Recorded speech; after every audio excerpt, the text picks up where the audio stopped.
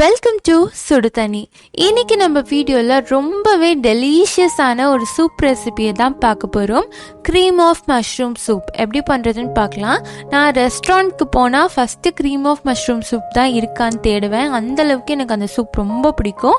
So அதை உங்ககிட்டயும் நான் share பண்ணிக்கிறேன். இதோட இன்க்ரீடியன்ஸை நான் டிஸ்கிரிப்ஷன் பாக்ஸில் கொடுக்குறேன். இப்போ வாங்க சேர்ந்து சமைக்கலாம். ஃபஸ்ட்டு ஒரு கடாயில் 1 டீஸ்பூன் பட்டர் சேர்த்துக்கோங்க.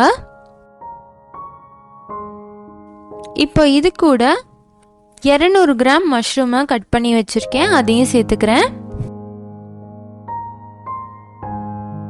இதை நல்லா வதக்கிடலாம்.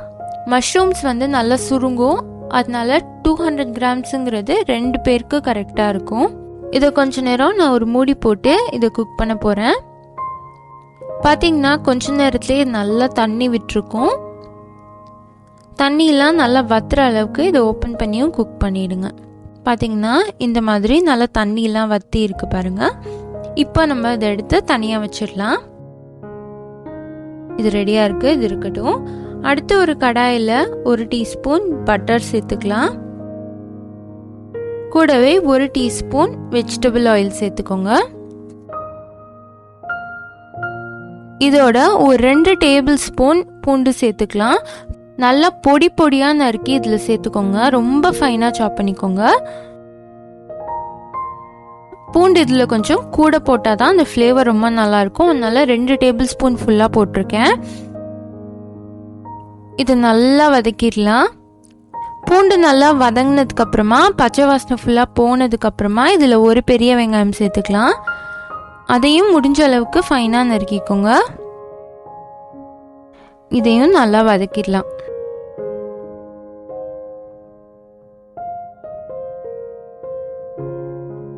இப்போ நம்ம எடுத்து வச்சிருக்க மஷ்ரூம்ஸை 2ஆக பிரிச்சுக்கலாம். 2 பவுலில் பிரிச்சிருக்கேன். இதில் ஒரு பவுலில் இருக்கதை நான் அரைச்சிக்கிறேன். இப்போ இது இருக்கட்டும். இப்போ வெங்காயம் நல்லா வதங்கிருச்சு. இதில் 1/2 டீஸ்பூன் உப்பு சேர்த்துக்கலாம். கூடவே 1/2 டீஸ்பூன் மிளகுத்தூள் சேர்த்துக்கோங்க. எல்லாத்தையும் நல்லா மிக்ஸ் பண்ணிடலாம். அடுத்து இதில் 1 டீஸ்பூன் மைதா சேர்த்துக்கிறேன். மைதா எதுக்குன்னா நல்லா க்ரீமி டெக்ஸ்சர் கிடைக்கணுங்கிறதுக்காக மைதா சேர்க்குறேன். நல்லா ஒரு திக்னஸ் கொடுக்கும் அதுக்காக. இப்போ இது கூட ஒரு 1/4 கப் ஃப்ரெஷ் க்ரீம் சேர்த்துக்கிறேன். ஃப்ரெஷ் க்ரீம் சேர்த்துட்டு நல்லா மிக்ஸ் பண்ணிவிடுங்க. எல்லாம் நல்லா மிக்ஸ் ஆனதுக்கப்புறமா இதில் 1/4 கப் பால் சேர்த்துக்கலாம். அடுத்து நம்ம அரைச்சி வச்சிருக்க மஷ்ரூமை சேர்த்துடலாம். கூடவே வதக்கி வச்சிருக்க மஷ்ரூம்ஸையும் சேர்த்துக்கலாம். இதை நல்லா மிக்ஸ் பண்ணிக்கோங்க. நல்லா மிக்ஸ் ஆனதுக்கு அப்புறமா இதில் ஒரு 1/2 கிளாஸ் தண்ணி சேர்த்துட்டு நல்லா கொதிக்க வச்சிருங்க.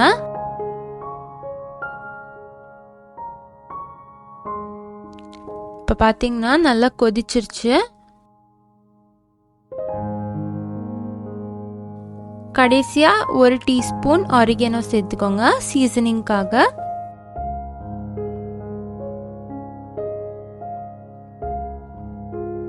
நம்மளோட மஷ்ரூம் சூப் சூப்பராக ரெடி ஆயிடுச்சு.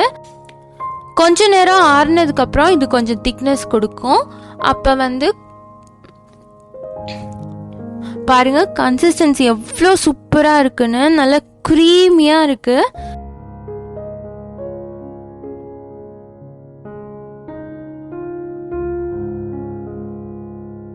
இதில் அங்கங்கே கொஞ்சம் கொஞ்சம் மஷ்ரூம்ஸ் இருக்கும், ஏன்னா நம்ம கொஞ்சம் முழுசாக போட்டிருக்கோம்ல. அதோட நீங்கள் இதை சாப்பிடும் போது அட்டகாசமாக இருக்கும். கண்டிப்பாக நீங்கள் ட்ரை பண்ணி பாருங்கள். இந்த சூப் ஆறுனதுக்கப்புறம் கொஞ்சம் திக்னஸ் கொடுத்துச்சுன்னா நல்லா சூடான பால் கொஞ்சமாக மிக்ஸ் பண்ணி இதோட கன்சிஸ்டன்சி நீங்கள் அட்ஜஸ்ட் பண்ணிக்கலாம். அப்போ இது கரெக்டாக இருக்கும் குடிக்கிறதுக்கு.